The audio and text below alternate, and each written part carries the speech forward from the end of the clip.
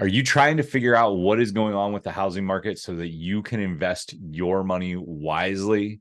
Today, we are going to jump into a big change made by the government that is actually going to affect both inventory and pricing. We're going to jump into it here in just a second.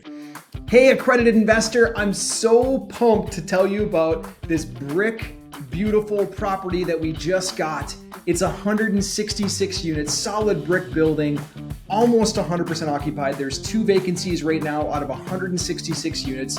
The only reason we got this is because the sellers took out one of those crazy loans 2 years ago and their loan is expiring. Otherwise, they would have been able to keep this building for the long haul, but we're stepping in at the perfect time to swoop up and grab this building. It's presently rented 15% below market rate rents. I have the comps inside the actual property to prove that too. All you have to do to learn more is go to homeinvest.com and click on one of the invest buttons, or you can look down in the description of this podcast wherever you're seeing it, and you can see the link in the podcast description. Now, always consult with a tax advisor, a financial planner, or an attorney before making investment decisions. Having said all that, all you have to do to learn more is go to homeinvest.com or click on the link down in the description below.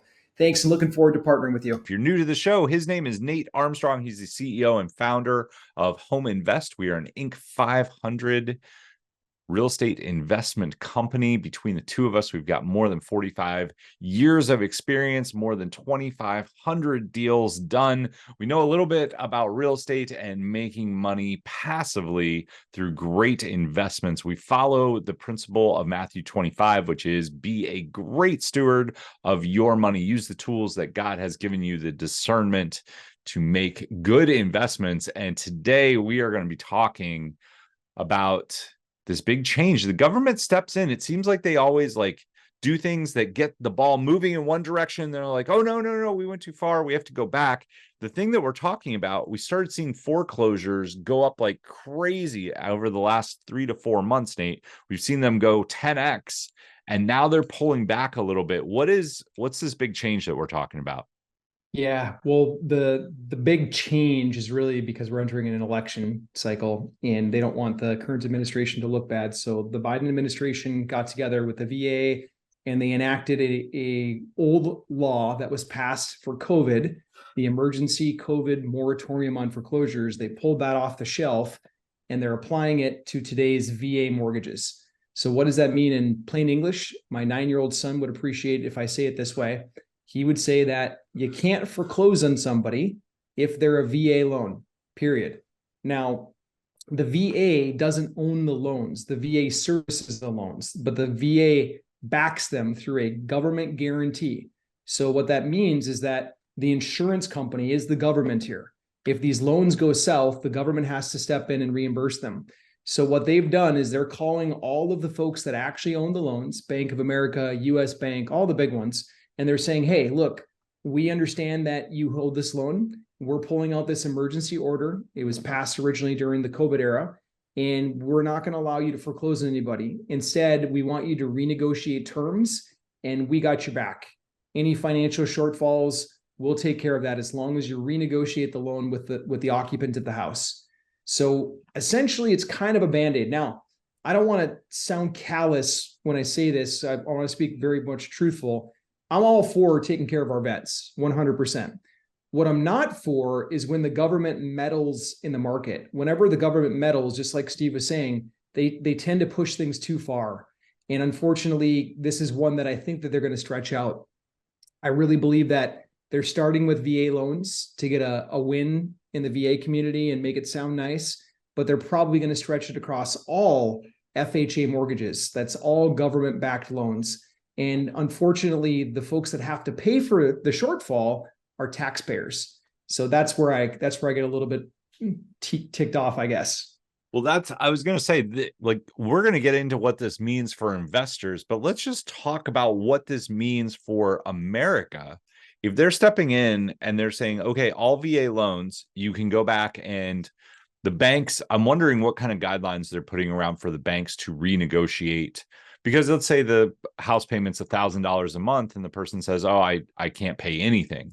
You have to be able to pay something. Okay, I can pay 500. Well, okay, so does the bank just extend the term of the loan? Like, are they going to change the interest rate? What are the guidelines there that are going to actually ensure that it gets paid? Because you're right, this is all going to get passed along to taxpayers and I do want to take care of all of our vets. It's always tricky to me when the government gets involved in regulation or in looking at things because there's all kinds of red tape all of a sudden introduced. Not that I want any vet to lose their house, but the vet loans aren't flexible rate mortgages, as far as I know, are they? No, they're typically long-term 30-year fixed mortgages. Yeah, 30 year. I thought they were all 30-year fixed. If they're 30-year fixed, if anything, they should be locked in, especially pre-COVID, at a great interest rate, at a low payment. I don't want anyone to get foreclosed on, but I am wondering how the government is going to work that out. And I'm sure the banks are asking the same questions. The banks are probably like, "Hey, what?" Yeah, this is hot off the press. Literally just happened, just announced it. So I'm sure there's a lot of details being circulated right now that we'll get in the coming weeks. During COVID, when they passed the moratorium on all foreclosures. We purchased one property from a seller here in our office, and that seller showed us his paperwork. His paperwork from the bank literally said he didn't have to make any payments, and that all of the payments that he missed will just be stacked on to the back of the loan, meaning someday down the road, he would have to repay that, plus some penalties and interest and all that kind of stuff. But for a certain duration of time, he wouldn't have to make any payments. And so I don't know exactly what the VA moratorium on foreclosures is going to read. If it's anything like what was passed during the COVID era, if it's something like that, then we could see just delayed payments. We could see restructuring of loans. We don't really know yet, but there's more to come. Either way, it is the government meddling, and whoever has to pay the piper, meaning whoever has to cover the missed payments while they're being missed. I'm pretty sure it's going to end up on taxpayers. I'm quite certain that's what happened during COVID. I'm quite certain that the lenders are not just going to sit still and say, "Oh yeah, we're going to fork out all these expenses and not collect anything." They're going to be demanding money, and that's going to have to come from the government, which comes from taxes. Yeah, I think you're right. It is because we are going into an election year. Biden's going to do whatever he can to grab those votes. So makes sense. What does this like? If you are an investor, then how would you think this would affect your investment strategy? And is there a way we should be, I mean, should we be trying to owner finance some of these deals? Because my question is if they can renegotiate, like, how does that benefit us? Oh yeah, great question, Steve. So that property that we bought, we actually took it over on owner financing. When I started reading all of his loan docs and what they had done during COVID, I literally read that no payments were due for like some period of time, 14 or 18 months, something like that. So we could have just not paid. We ended up paying anyways because we thought it was the right thing to do. But as an investor, if you are talking with a seller that has a loan that's going into renegotiation or restructuring, I would try to buy that property subject to the existing financing. I wouldn't literally do a subject to contract. We always do wraparound mortgages or some similar version of that here, but I would try to find out what the existing mortgage was, what the restructuring was that they were offering, and I would try to take over that existing loan in place. I'd buy the real estate with the loan in place. I would not go get new financing. Yeah, I think 100% I lean in on that one. If you're an investor and you're looking what was happening in the market, right? These foreclosures were coming on, which is ballooning inventory, which is pushing pricing down. The other thing that's pushing pricing down is the high interest rates. We're expecting interest rates as of right now to probably get one more bump after the new year. It's all crystal ball talk. Nobody knows for sure, but that's betting money says that they're going to bump it one more time. So I think the government is trying to say, okay, maybe we can pull back a little bit of the inventory because we don't want it to be a huge flood, and they're trying to balance it. But I think it's such a tedious balancing act. Is there anything that investors should be looking for when it comes to the foreclosure market in general right now? So the average homeowner is not protected by at least this current order. So there are a lot of average homeowners that have an FHA mortgage or maybe a conventional mortgage that they're going through the foreclosure process right now. So there's still properties out there that an investor like you or me or whoever's listening can go out there and buy. Maybe you can redeem it. Maybe you can save the seller from having a foreclosure on their record altogether. There's still properties out there that can be had. So I'd be going after those. Additionally, on the backside of when the bank actually takes possession of those foreclosures, it's sometimes you can get some really good deals when you buy directly from the bank, a foreclosed property, because they usually need a little bit of work. So I'd be watching those. Just watch the market, see what it's like in your area. We have one client, Karen. Steve, you know Karen. So Karen's like giddy right now because the foreclosures, they've literally tripled in the last year in her area.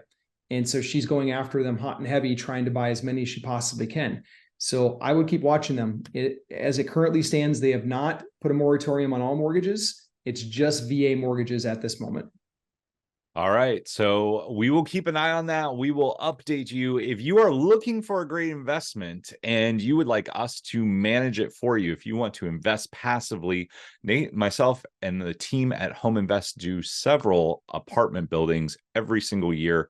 Our current offering is 166 unit in Lexington. It is probably going to be closed by the time you hear this. We're probably closing it out in the next week.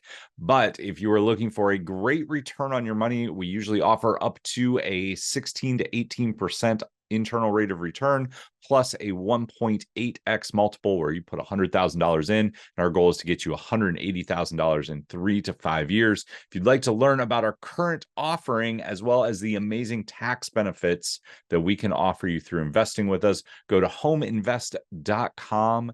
You can learn about our past deals, our current deals, and book a call with us there. Until next time, be great stewards of what God has given you. Check out what is going on with the VA loans in your area, and we will see you here on Purpose Driven Passive Profits.